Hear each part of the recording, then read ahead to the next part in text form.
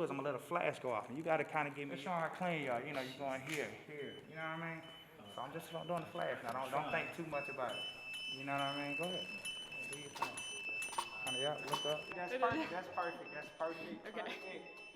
But I'm just so grateful to have the payoff of getting to be this salutatorian. Wow. Well, I'm delighted to have earned this honor and knowing that all of my hard work is finally coming to this moment. Wait, just right now? Yeah, just right now. Okay. One day to write music for TV and film and video games. My proudest moment as a high school student would be successfully completing basic combat training at Fort Jackson. It's not every day that people can go through the things that basic combat training. In high school, I set this as a goal, and really when I say I'm gonna do something, that's my drive, is that I've given myself my word that I will work for it. I feel very content with being the salutatorian because as I went into 9th grade, I was very timid. I didn't start to come out of my shell until sophomore year, and that's when I decided I wanted to be one of the top people in my class. And my mom was like, beat my 3.7 GPA, and I was like, I'll beat it. And I was like, I gotta do better. So I just went above beyond her, so I'm a 3.9 GPA, and then I became salutatorian. I'm definitely disappointed I haven't had that traditional senior year, but I've been trying to make the most of it. I've been meeting safely with my friends, competing in virtual debate tournaments, which is definitely a little different too, but that's been an adjustment as well. Feels exciting. It's a little bit of pressure because I sort of have to now be sort of like a model for, I guess, everyone else, and that's sort of what's expected of me. But All right, cool. There we go. That's perfect. There we go. That's a smile I need, right? There we go.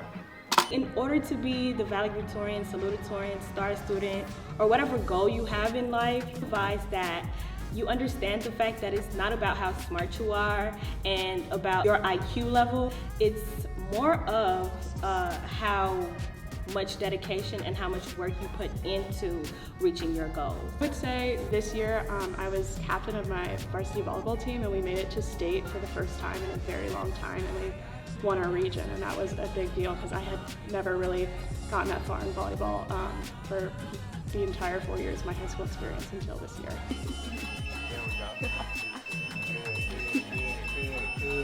Very exciting, actually. It's been a goal of mine to at least graduate with the top rank in my class, and seeing this and I made it to number 2, it makes me very happy. My proudest moment would probably be becoming captain of the varsity soccer team and becoming battalion commander of the JROTC program, which is pretty big for me. Supporters would probably be, I'd have to name my parents by far. And they've done a lot for me, but when I do come to them for advice with my course schedule or what I want to do in the future, they listen to me, they allow me to have that freedom. Being able to meet so many different kinds of people and have them impact my life in different ways, depending on the person, depending on the situation.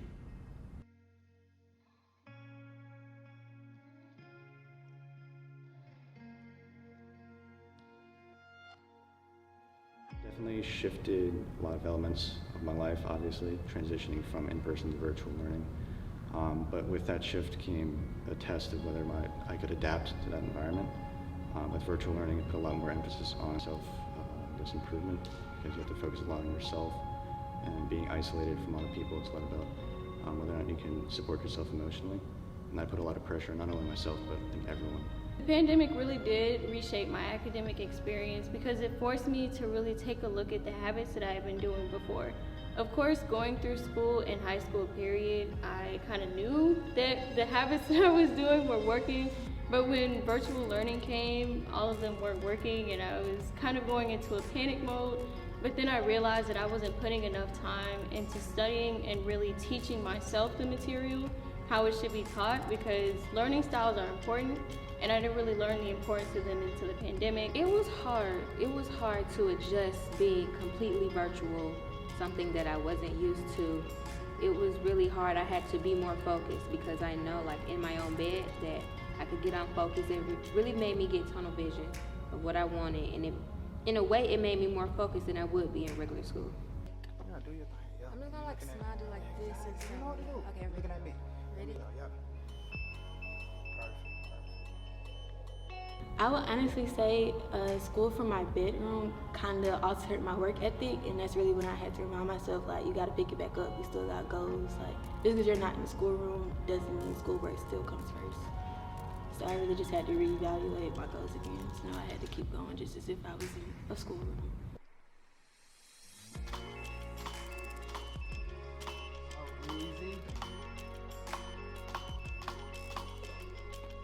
Certain classes, like harp class, my honors harp class, it was extremely difficult being that we couldn't do collaborative assignments, ensemble pieces, and just having to have class on Zoom was extremely challenging at times, but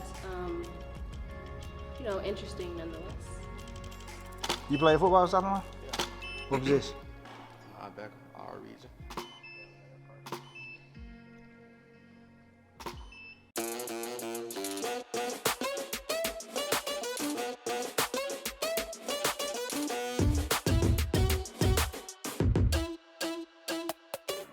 Either made A's and B's or not. Like, if you made A's and B's, you didn't get a reward, but you better make A's and B's. Like, you get what I'm saying? Like, I had to find it within myself to motivate myself to do that. Besides that, it has to be like my first acceptance letter from like Mississippi State. It was really amazing.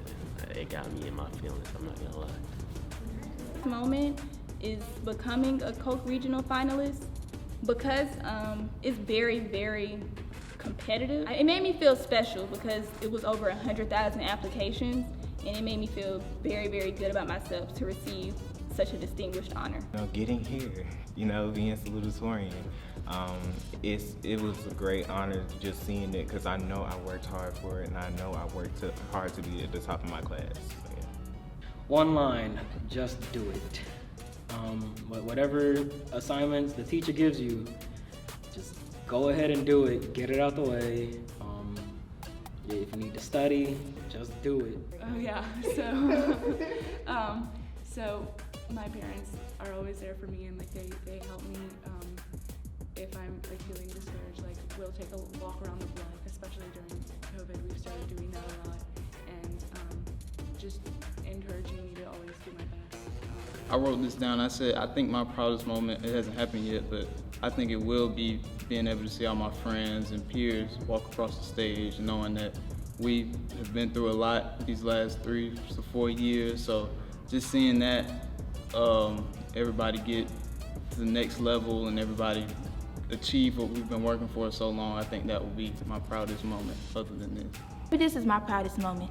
Or maybe when I walk the stage, that'll be my proudest moment. Yeah. Start early. Don't wait till 11th grade and do it. Start early. If you think that after 9th grade, if you slack off and then you get to 10th grade like, oh, I want to be Val, it's not gonna work because you already done messed up early. And it's gonna get harder. You know, you just gotta adapt. And one of my saying, stay ready, you don't gotta get ready. So if I stayed ready for anything, I was always ready. So it really didn't matter to me. I would say to definitely push forward, live one day at a time. Sometimes we stress and become overwhelmed with all the things we have to do, all the responsibilities we have to take care of. But I would say, like, one day at a time, write down what you have to do, check it off if you have to. That helps me just decloud my mind, I guess. I don't even know if that's the word, but yeah. So I would just say just move forward and push through. You don't want to be too tough, man. Come on, man.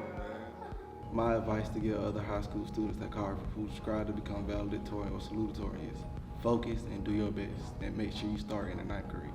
Like, it's not just about getting good grades and stuff like that. Like, if you want to be like a salutatorian or valedictorian, like, you got to start in the 9th grade and then just strive from there. That's it. Don't steer off your road. You have to, 3 pieces of advice. 1, surround yourself with a good group of people. Do not surround yourself with people with bad intentions because you will soon follow them.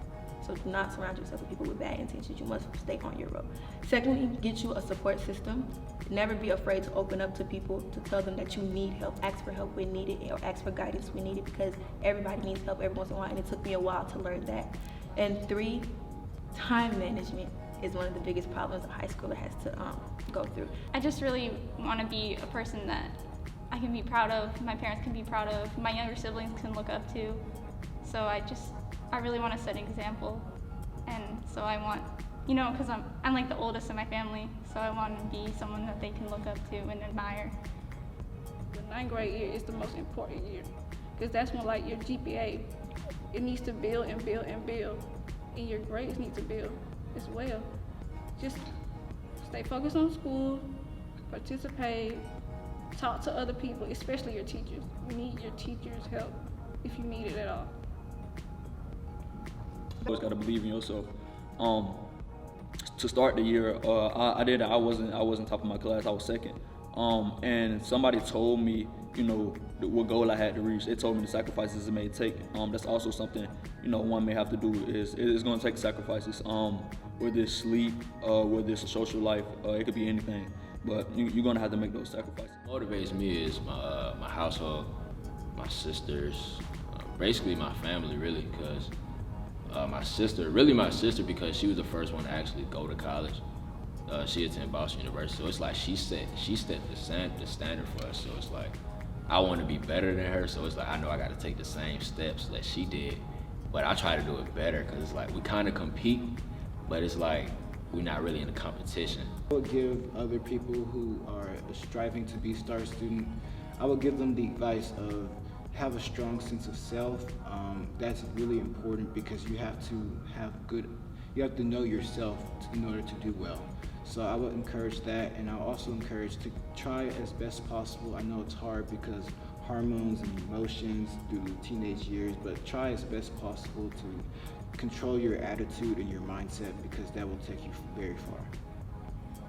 Find teachers that you're really connected to and grow a personal relationship with them so that they're able to motivate you and help you through whenever you're super stressed. And so just finding some teacher to get that close relationship with, and then also try to cultivate that community with your peers around you so that even when you're super stressed about school and everything going on in your life, you have people to fall back on, and you have people that are there to support you and there to have fun with whenever you're not studying. I would say the biggest advice that I can give that I've experienced is really connecting with the staff and teachers at your school, because they're the ones who teach you, they're the ones that encourage you, and if you create those connections, you will be able to succeed, and if you need a little extra help, they will help you. If you want to retake a test, they'll let you. It's really connections in life.